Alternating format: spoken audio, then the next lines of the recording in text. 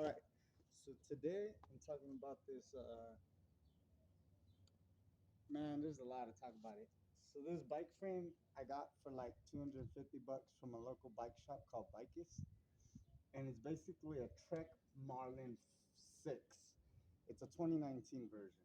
So what I've done to it is turned it into a BMX dirt jumper.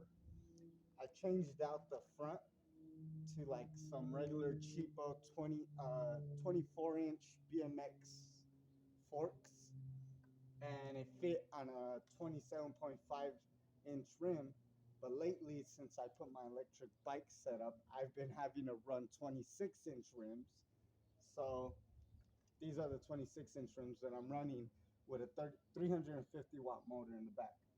I'm running a 48 volt controller rated at 22 amps, and it's all proceeding from a 48 volt controller that is um, basically an S866 basic brand controller, which is all this stuff was actually, some stuff was broken electric bike parts that I got from a local bike shop and a used bike shop, and it was called Bikeist. And so I used most of his parts from there. I mean, basically, I built up this bike just from a used bicycle shop and put it together, and this is what you're seeing.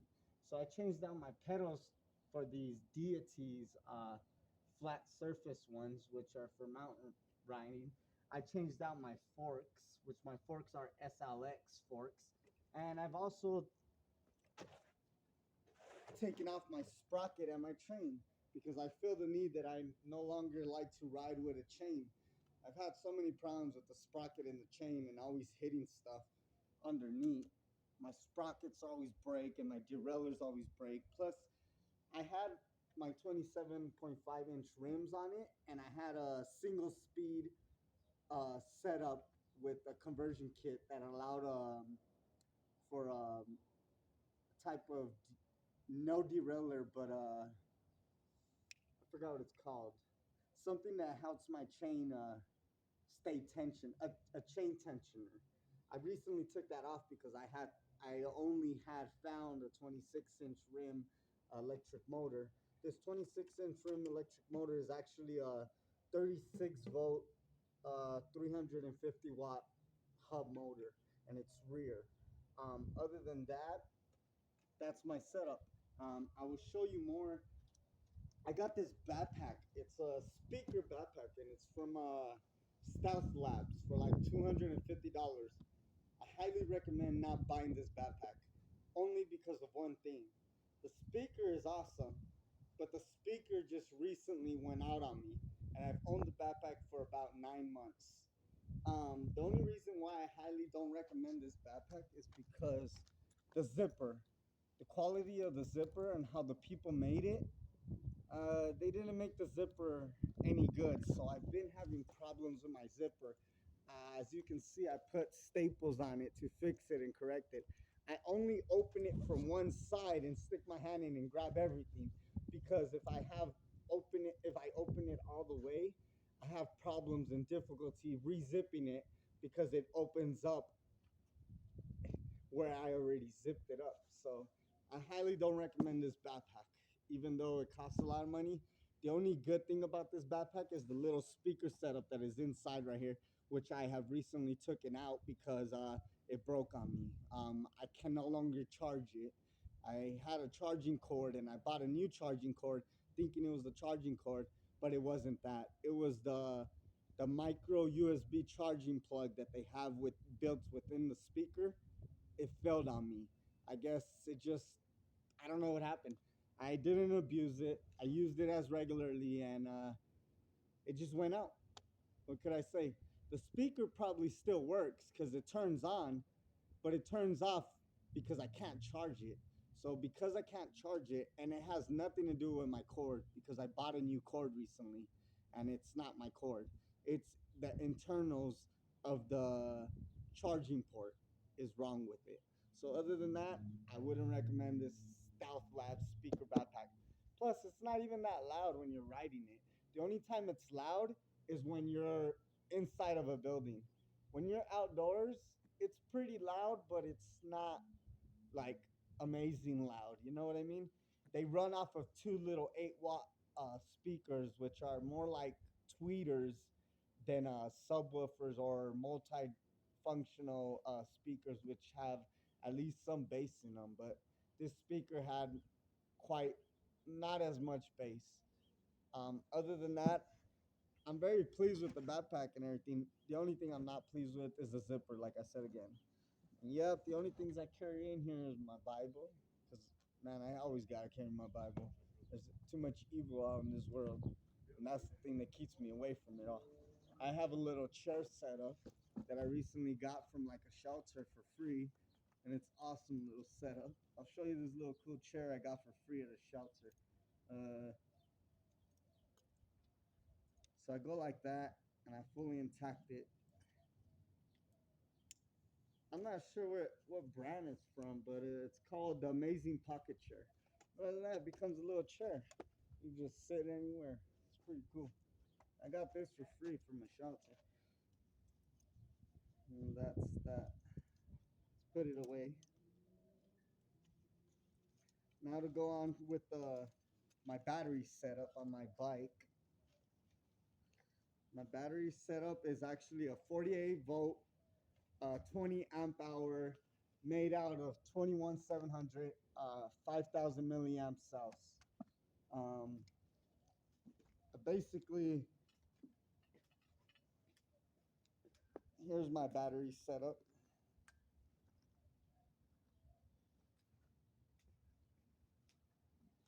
This is how big it is. It's not really that big, so you really don't need a big battery in here. You just need to know that amps controls your acceleration and voltage controls your top speed.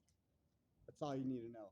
If you get a controller that has a voltage of 48, you're going to be hitting top speed of 25, roughly to 30 miles per hour, depending on your amps. I have a little controller that's 22 amps, so that's the max that I can go. Other than that, I highly don't recommend getting those big old 1,500 watt motors in the rear because it makes your bike heavy. And yes, that would add another probably 10 pounds to your bike. Right now, as the bike sits, it's literally light enough for me to lift with one finger. As you can see, I just lifted my bike with one finger. It's pretty light for me. When I play with this thing, it's like I didn't change the weight of it. Other than that, putting the battery in my backpack allows me to have more balance with the bike because it's not fully intact putting weight on it. Plus, look at my battery. It's not even huge. I'm not going big on it. It's a 48 volt, 20 amp hour. So it's made by one, two, three, so seven in a row. Well, basically 7 times 7, 2, 4, 6, 8, 9, 10. So 10p, or no, 14s, 10p, um, 21700 cells, and I'm using, and they're 5000 milliamp hour each cell. And I got them from, they're the Molly cells. The Molly cells with a 45 amp rating each cell. Um, I haven't tested them, but so far it's been working out perfect with this.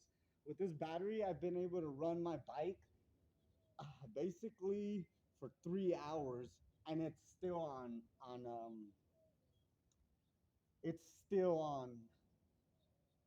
full full battery. You guys probably don't believe that, but I'll be doing a video later on when I get the more of a chance to spend a lot of time doing that. I'll do it in the next video.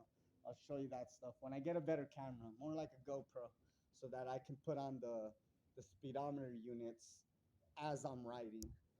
Other than that, I'm gonna put this back in here, and I'm probably gonna have problems with the zipper again because this backpack zipper sucks.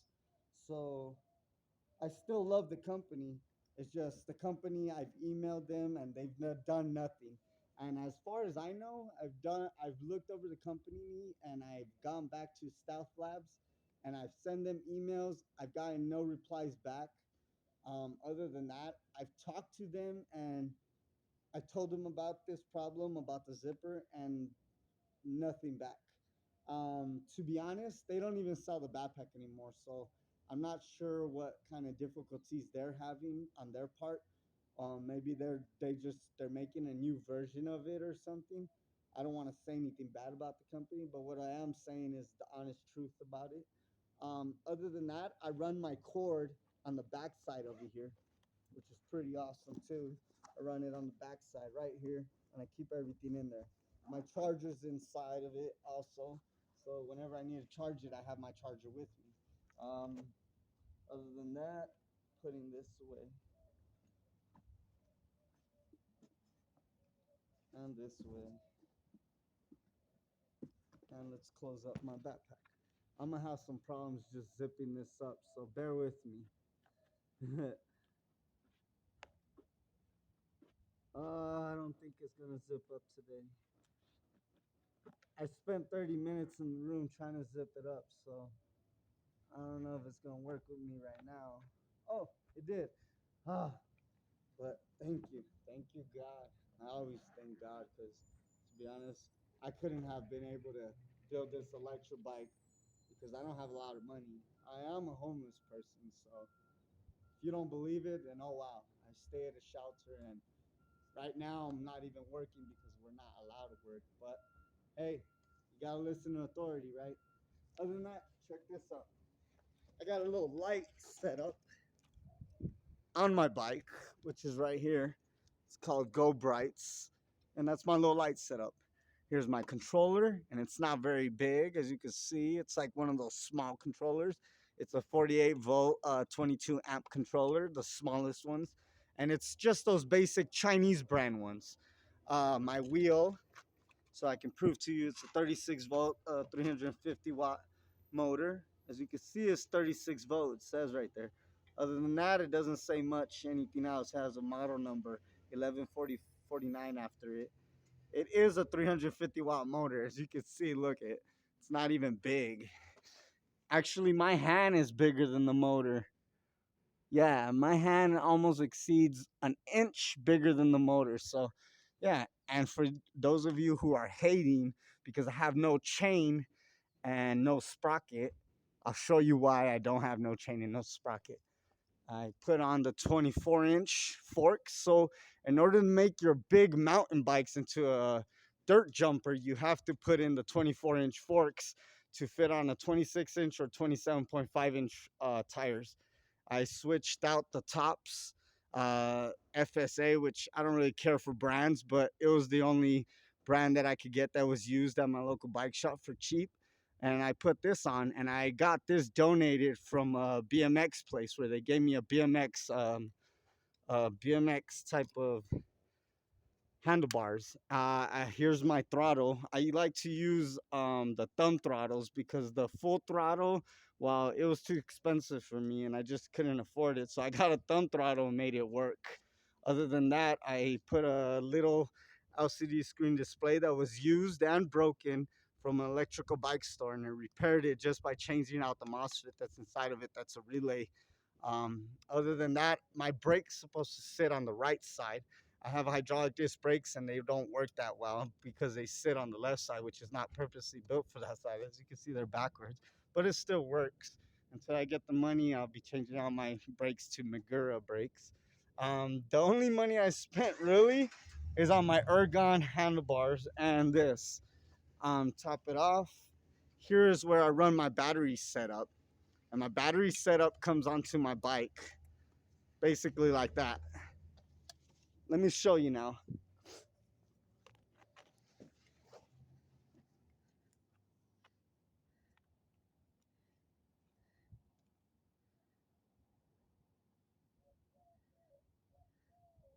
I'm going to show you why I don't like to run chains.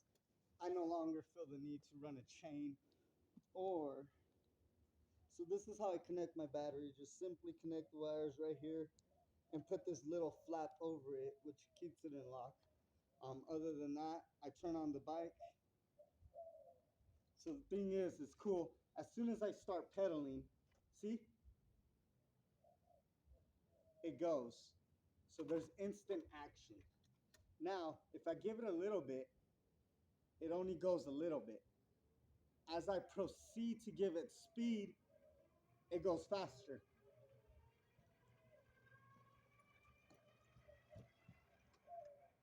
And that's how it goes. Other than that, I have my throttle set up, and I'm gonna pick you guys up and we're gonna go for a little speed.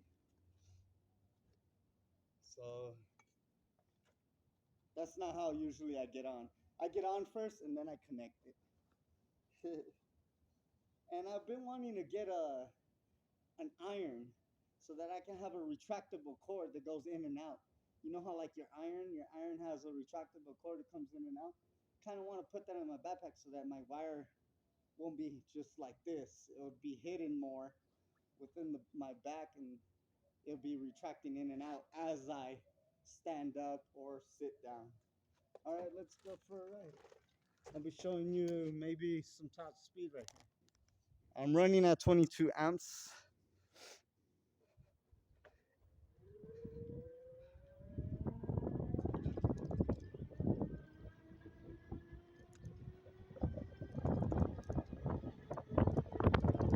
Whoa, I gotta start slowing down because to be honest, I'm going way too fast. I get